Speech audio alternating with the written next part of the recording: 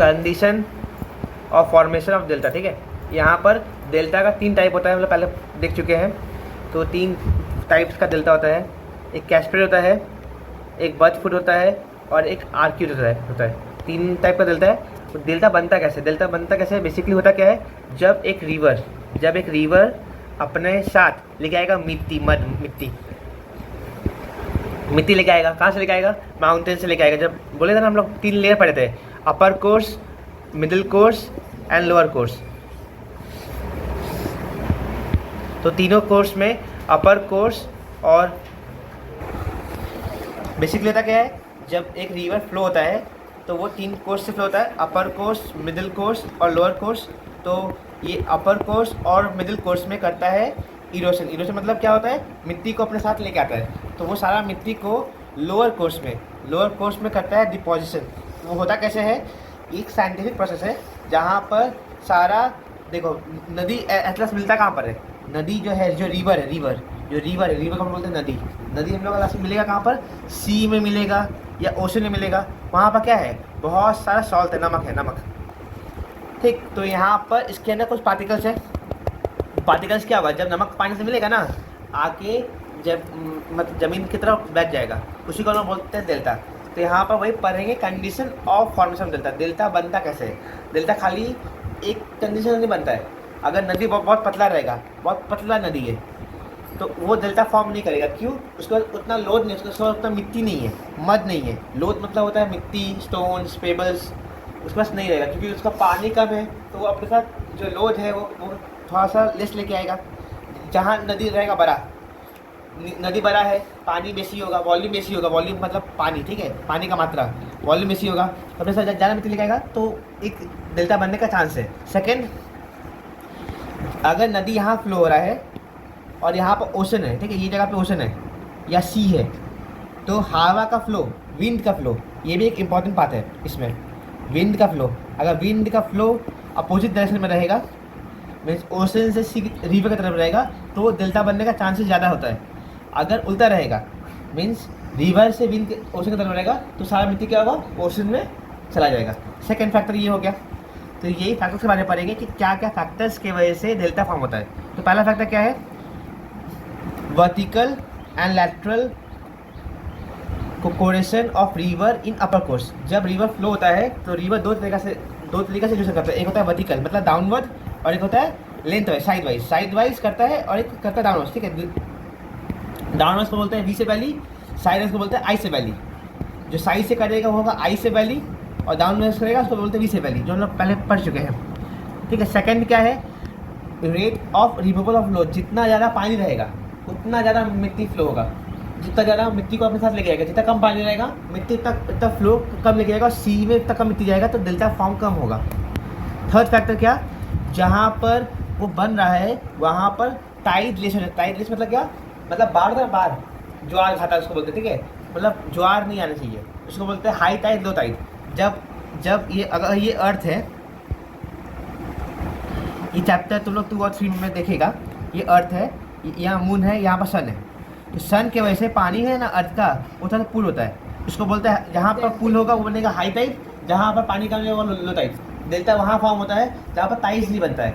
अगर high Tide low tide आएगा, पानी बनने से क्या होगा, मिट्टी क्या होगा, बह जाएगा, तो फिर डेल्टा फॉर्म नहीं होगा। तो ये कुछ फैक्टर्स हो गया। फिर माउथ ऑफ रिवर के माउथ पे क्या होता है, अगर हम लोग जाएंगे तो वहाँ देखेंगे कि वहाँ पर जो जमा हो रहा है मिट्टी, वो सब रिवर के माउथ पे हो रहा है। मतलब जहाँ पर जो नदी है वो कहाँ मिल रहा है, ओशन से मिल रहा है, वहाँ डेल्टा फॉर्म होता है। डेल्टा इतना इंपॉर्टेंट क्यों है? डेल्टा इंपॉर्टेंट इसलिए बिकॉज डेल्टा में कल्टीवेशन कर सकते हैं, खेती बाड़ी कर सकते हैं। बिकॉज डेल्टा का जो सॉइल है वो होता है बहुत फर्टाइल, उसमें खेती बाड़ी बहुत अच्छा होता है। तुम लोग इंडिया चैप्टर में पढ़ेगा, इंडिया चैप्टर बोल के इंडिया में है क्रॉप बोल के, तुम देखिएगा कि जूट कल्टीवेशन होता है। जूट कल्टीवेशन डेल्टा के पास ही करते हैं, बिकॉज जूट को पानी का रिक्वायरमेंट बहुत ज़्यादा होता है, और इंडिया और बांग्लादेश में सबसे ज़्यादा जूट प्रोड्यूस करता है। ये चैप्टर 5 में है क्रॉप के अंदर। तो डेल्टा फॉर्मेशन इसलिए इंपॉर्टेंट है बिकॉज डेल्टा का फॉर्म होगा तो वहाँ पर मिट्टी रहेगा, उस मिट्टी से हम लोग खेती बाड़ी होगा। वो डेल्टा फॉर्मेशन इसलिए इम्पोर्टेंट बिकॉज डेल्टा फॉर्मेशन अगर होगा तो वहाँ पर ड्रेनेज सिस्टम, वहाँ पर बहुत सारा जगह बनता है। जैसे सुंदरबन है, एक टूरिस्ट स्पॉट है, इंसान जाता है घूमने के लिए जाता है बिकॉज वहाँ पर अलग अलग टाइप का पेड़ मिलता है। जैसे सुंदरी, तुम लोग लाइसेंस पड़ेगा, सुंदरी पड़ेगा, सुंदरी पड़ेगा, मैंग्रोव फॉरेस्ट के बारे में पड़ेगा, ठीक है। तो इसका डेल्टा फॉर्मेशन जहाँ होता है वहाँ देखने को मिलता है। डेल्टा इसलिए इंपॉर्टेंट है। फिर इसका इंपॉर्टेंट और क्या है, डेल्टा का कंडीशन क्या है। थर्ड कंडीशन ये है कि जो स्लोप होगा, मतलब नदी जो फ्लो हो रहा है वो प्लेन में होना चाहिए, मतलब ज़मीन में होना चाहिए। अगर माउंटेन से अगर नदी आएगा तो डेल्टा बनने का चांस कम होता है। अगर प्लेन में फ्लो कर रहा है मतलब लैंड पे, तो डेल्टा बनने का चांस ज़्यादा होता है। लास्ट इंपॉर्टेंट फैक्टर क्या है, फ्लो ऑफ विंड। अगर विंड का फ्लो रिवर के अपोजिट डायरेक्शन में है तो डेल्टा फॉर्म का चांस ज़्यादा है। रिवर के साथ रहेगा, डेल्टा फॉर्म का चांस लेस है। और मोस्ट इंपॉर्टेंट चीज़ क्या है, पानी का अंदर बहुत, एक रिवर का बहुत सारा होना चाहिए ट्रिब्यूटरीज। ट्रिब्यूटरीज क्या होता है, अगर गंगा एक मेन नदी है, ये मान लो हम लोग का रिवर गंगा है, उसके पास आता है यमुना आता है, बेतवा आता है, सन आता है, ठीक है। 5-6 रिवर्स के अंदर आता है, जिससे पानी का लेवल जाता है और बढ़ जाता है। ये एक इम्पॉर्टेंट फैक्टर है एक डेल्टा बनने के लिए। Effect of delta on global warming. Effect of delta on global warming, तो डेल्टा का इफेक्ट क्या हो रहा है ग्लोबल वार्मिंग से। अगर ग्लोबल वार्मिंग क्या करता है, पानी का लेवल बढ़ेगा, आइस मेल्ट होगा। आइस कहाँ पर है, आर्कटिक में है और एंटार्क्टिका में है। आइस का पहाड़ है वहाँ पर। अगर हर साल 1 डिग्री का टेम्परेचर बढ़ेगा तो यहाँ का टेम्परेचर भी बढ़ने लगेगा। तो यहाँ जितना आइस है वो क्या हो जाएगा, मेल्ट हो जाएगा। तो उससे सी लेवल बढ़ता है। हर साल चेक किया गया है 30 सेंटीमीटर से 50 सेंटीमीटर पानी का लेवल हर साल बढ़ रहा है। उससे क्या होगा, जहाँ जहाँ डेल्टा फॉर्म हुआ है शायद डेल्टा क्या रहेगा, पानी के नीचे जाएगा। बिकॉज पानी अगर से बढ़ेगा तो 30 सेंटीमीटर का हर साल बढ़ेगा तो क्या होगा, ठीक है, 30 से, ठीक है, जो लेवल है क्या होगा, हाई होगा। और इसके वजह से क्या होगा, जितना डेल्टा बना है सब पानी के नीचे से चला जाएगा। तो ये इसीलिए जो यूनियन है, जो मतलब चेक करता है ग्लोबल वार्मिंग को, वो लोग रिस्ट्रिक्ट किया गया है कि अगर ऐसे बढ़ते रहेगा तो एक्वाटिक लाइफ और डेल्टा फॉर्मेशन का जो दूसरी जगह है वो जगह डेंजर में रहेगा। और डेल्टा फॉर्मेशन हट जाएगा सारा जगह से। तो जैसे सुंदरबन है, सुंदरबन क्या है, एक डेल्टा एक रीजन है। देखो एग्जाम्पल, ठीक है, ये रिवर है, ठीक है, मिसिसिपी। ये डेल्टा बहुत सुंदर है ना देखने में। यहाँ पर बहुत सारा आइलैंड्स हो सकता है, ठीक है, यहाँ बहुत सारा घर होगा। अगर इसका अगर पानी का लेवल बढ़ गया तो ये क्या जाएगा, पूरा पानी के अंदर आ जाएगा। तो ये जो जगह है ये कहाँ चलेगा, पानी के नीचे चला जाएगा, तो हम लोग को दिखेगा ही नहीं। बांग्लादेश का एग्जाम्पल ले लो, तो पानी का लेवल ज़्यादा बढ़ जाएगा, बांग्लादेश को पानी के नीचे चला जाएगा। Because Bangladesh itself a delta, because Bangladesh के अंदर बहुत सारा डेल्टा फॉर्म हुआ है।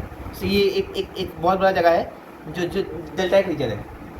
अब पानी का लेवल बढ़ेगा तो बांग्लादेश का ये जो पूरी जगह है क्या आ जाएगा, पानी के नीचे।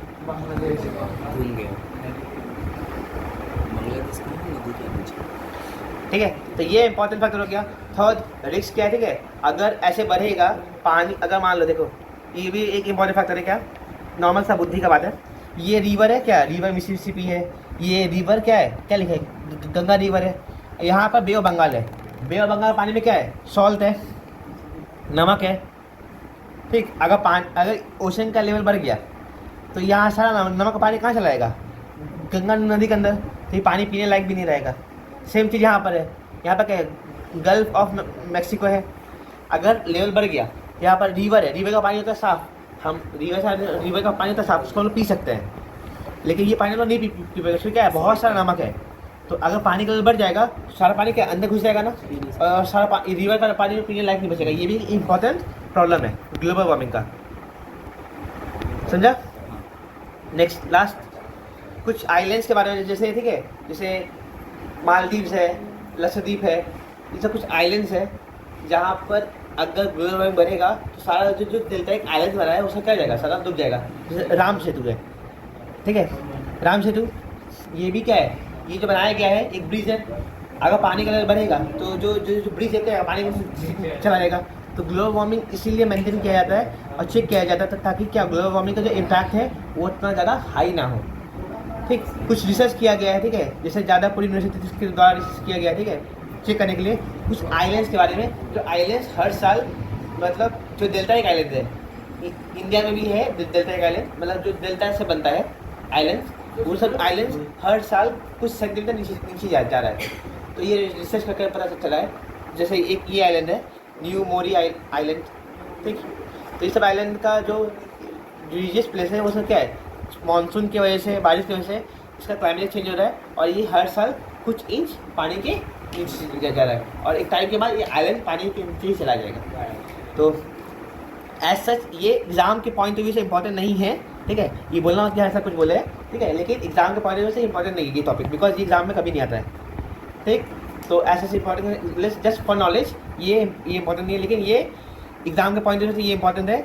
कंडीशन ऑफ फॉर्मेशन ऑफ मतलब condition of formation of delta ये इंपॉर्टेंट है, बिकॉज ये आता है एग्जाम में, और बाकी ऐसा कुछ इंपॉर्टेंट टॉपिक नहीं है ये सब, ठीक है। ये इंपॉर्टेंट है, जैसे effect of global warming with Sundarban. एक बार पेपर चेक करके देखना कि लास्ट इस साल क्या क्वेश्चन आया था, जो आ गया होगा उसको छोड़ के पढ़ने का ट्राई करना।